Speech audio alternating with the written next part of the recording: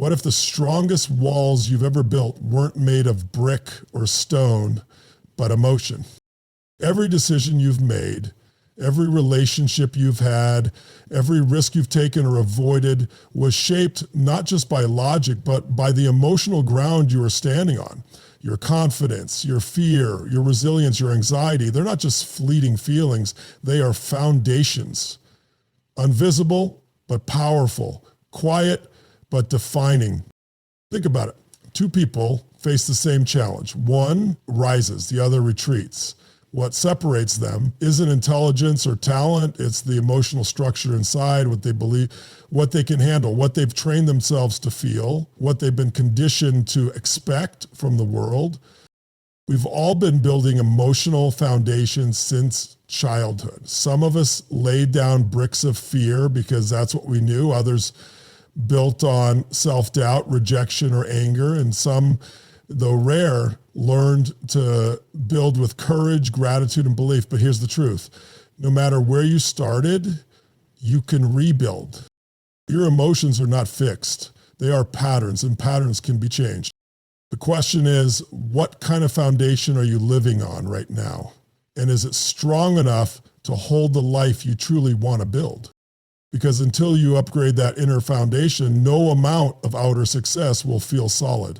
You'll keep chasing, achieving, and still feeling like something's missing. You don't need to fix your whole life. You need to strengthen your center, emotionally, mentally, spiritually. That's where real transformation begins. Are you ready to rebuild from the inside out? Every great structure begins the same way, with a foundation. Skyscrapers, bridges, homes, none of them can rise higher than the strength of the ground they're built on. But the same principle applies far beyond architecture.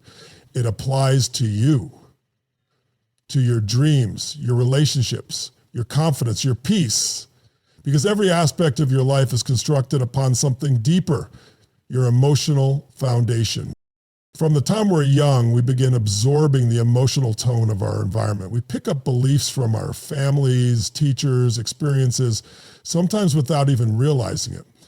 Over time, those emotions, fear, love, guilt, trust, shame, joy, start becoming the default lens through which we experience life. Some people are conditioned to face setbacks with optimism and curiosity. Others are trained by life to respond with anxiety or resentment.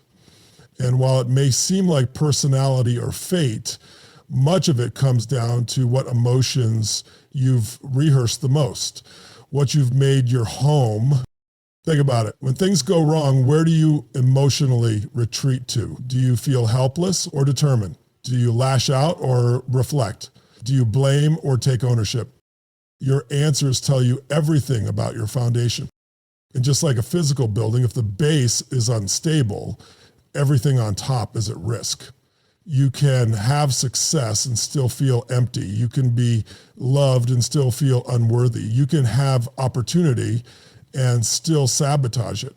Not because you lack potential, but because your emotional core is misaligned with the life you're trying to build.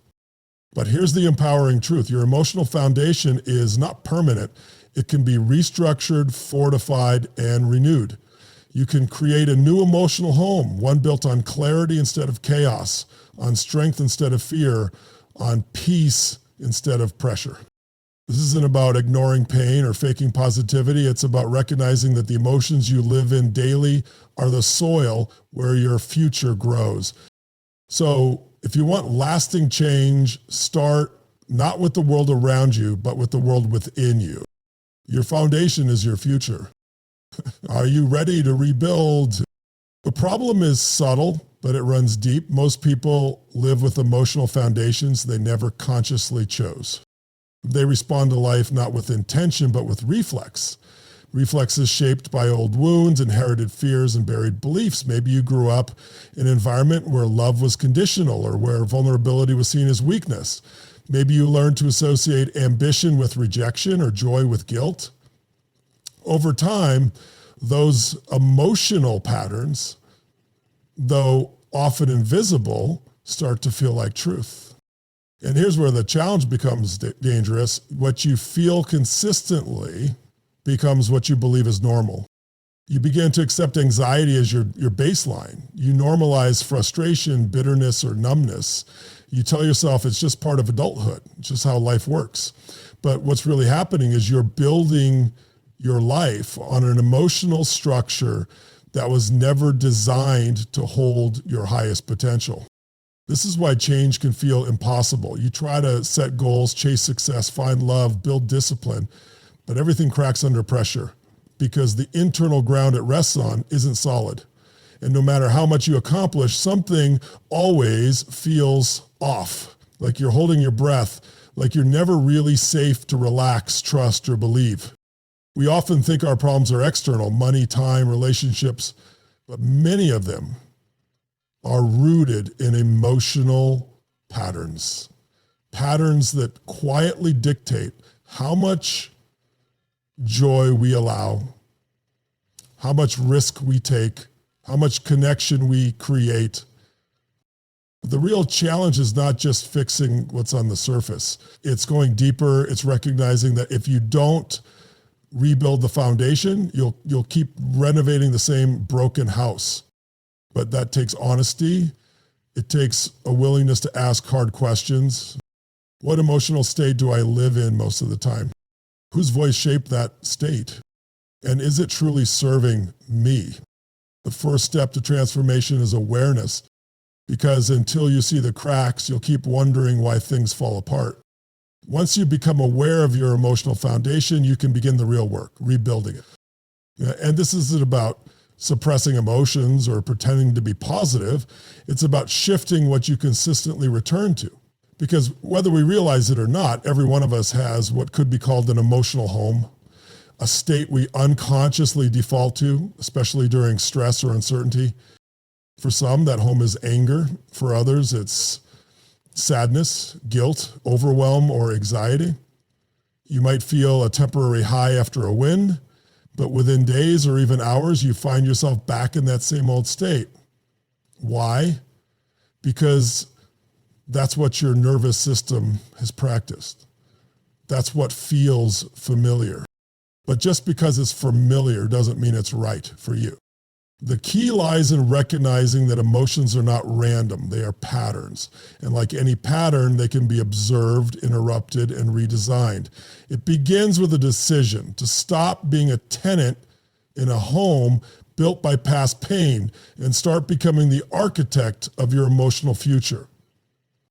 What would it look like to make peace your default, or courage, or gratitude? This doesn't mean you'll never feel fear or anger again. It means you stop living there. You feel them, acknowledge them, and then return to a foundation that lifts you, not one that traps you. This process takes intention, it takes repetition, but most of all, it takes identity. You must begin to see yourself as someone who chooses their emotional response, who trains for inner strength the way others train their bodies. When you start practicing elevated emotions, not just when life is good, but especially when it's hard, you reinforce a new internal structure.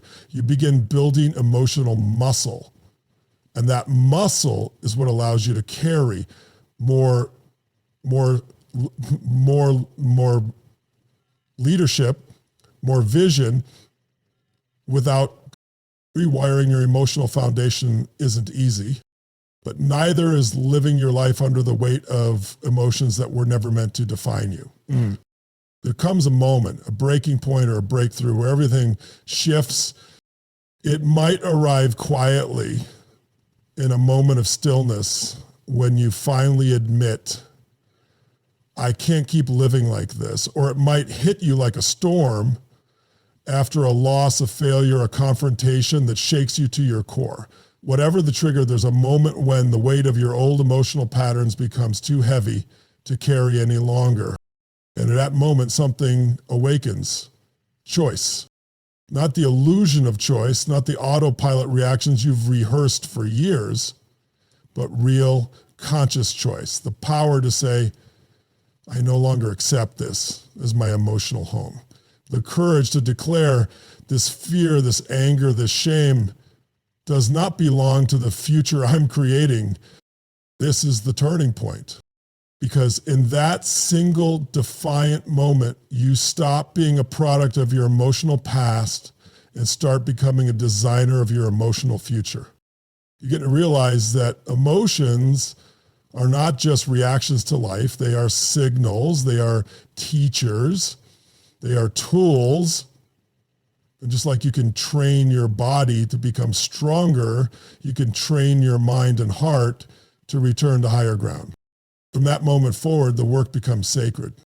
You catch yourself slipping into old patterns, but instead of falling, you pause, you breathe, you choose again. You start anchoring into new emotional states, ones that serve your growth, your relationships, your dreams. And every time you choose strength over fear, forgiveness over resentment, or presence over anxiety, you pour concrete into your new foundation. It's not about never feeling the hard emotions. It's about not letting them be your home. This moment, the decision to change your emotional base is the beginning of everything. It's where personal power is born. It's where your future finally finds solid ground. And once that shift happens, your world outside begins to change because it finally has something real to stand on within. When you look at your life, the patterns, the relationships, the highs and lows, it's easy to focus on the surface, the job you have, the goals you've met, the problems you're facing. But beneath it all lies something deeper, something that quietly shapes everything, your emotional foundation. It's the emotional state you return to in silence when no one's watching. It's the way you process setbacks, celebrate wins, connect with others, and interpret the world. It's not always visible, but it drives every decision, every habit, every reaction. And here's the truth most people never confront. You cannot build a meaningful, lasting life on an unstable emotional base. You can chase success, attract attention, and stack achievements, but if your emotional home is built on fear, guilt, or inadequacy, nothing will ever feel enough. It will all feel temporary, fragile. That's why the most important work you'll ever do isn't external, it's internal. It's not about becoming someone new. It's about returning to who you were before the fear took over, before the world told you who to be, before you made pain your identity. You have the power to build a different foundation, one rooted in emotional strength, clarity, peace, and purpose, one that can hold the weight of your ambitions and the beauty of your relationships, one that doesn't crumble when tested but gets stronger. Rebuilding takes effort. It takes patience. It takes relentless self-awareness. But the reward is a life that finally aligns with who you know you were meant to be. So take a moment today to reflect. What emotional state have I been building my life on? And is it lifting me or limiting me? Because no matter what your past looked like, you have the power to pour a new foundation right now. Your future deserves solid ground. Now that you see the role your emotional foundation plays in shaping your life, the next step is not theory, it's action. Because awareness without action is just observation. Transformation only begins when you decide to do something different, not someday, today. Ask yourself, what emotional patterns have I been living in? Are they empowering me or holding me hostage? Maybe you've been operating from anxiety, always waiting for the next thing to go wrong. Maybe anger or resentment has become your armor, or perhaps numbness has become your way of coping. Wherever you've been, you're not stuck there. You are not your past. You are not your pain. But here's the thing. If you don't consciously choose a new emotional home, you will unconsciously return to the old one. So today, start simple, but start strong. Identify your default state. Become radically honest about the emotion you live in most of the time. Is it helping you grow or keeping you small? Choose a new standard. Decide what emotional state you want to live in. Is it gratitude, peace, courage? Pick one. Name it. Claim it. Practice the shift. When old emotions creep in, as they will, pause, breathe, remind yourself of your new foundation. Speak it out loud. Feel it in your body. Return to it over and over until it becomes your new normal. Surround yourself with alignment. Your environment matters. Books, music, people, conversations, what you expose yourself to should reinforce the emotional life you're building. This is a journey. You won't be perfect, but progress isn't about perfection. It's about persistence.